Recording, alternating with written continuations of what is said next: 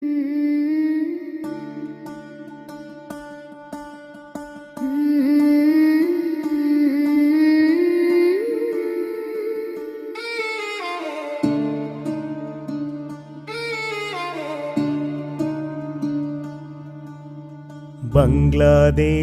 హిందూ జనతపై దహనకాండ చూడు. చస్తున్నది హిందువు కనుక నోరు మెదపడెవడు. హైందవేతరుడు చచ్చిపోతే ఇక గగ్గోలెడతాడు. హైందవేతరుడు చచ్చిపోతే ఇక గగ్గోలెడతాడు. అట్టాంటోడే మన దేశంలో మేధావవుతాడు. అట్టాంటోడే మన దేశంలో మేధావవుతాడు. బంగ్లాదేశ్లో హిందూ జనతపై దహనకాండ చూడు.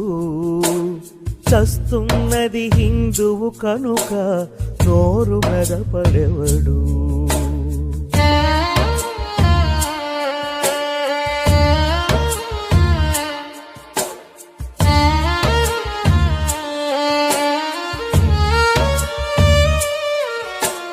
నరహంతకుడు హిడ్మా చావును వీరమరణమని వాగిన వాళ్ళు,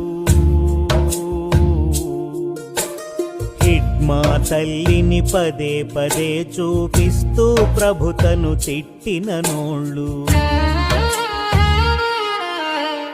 బంగ్లాదేశ్లో జరిగిన ఘోరం పేద హిందువును చంపిన వైనం.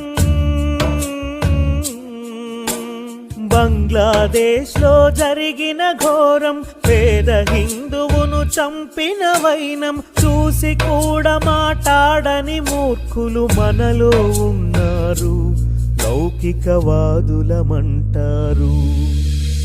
బంగ్లాదేశ్లో హిందూ జనతపై దహనకాండ చూడు.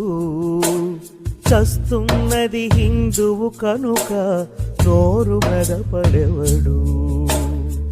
आप इस्लामिक तालीम लीजिए, लेकिन उस तरीके से लीजिए कि हमें इसका मतलब भी पता होना चाहिए।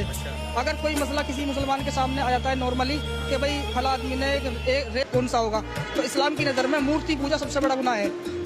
रेप नहीं है वो। इसलिए ముసుగును తీసి చూసినందుకే నేరమంటూ తెగవాగిన నోళ్ళు,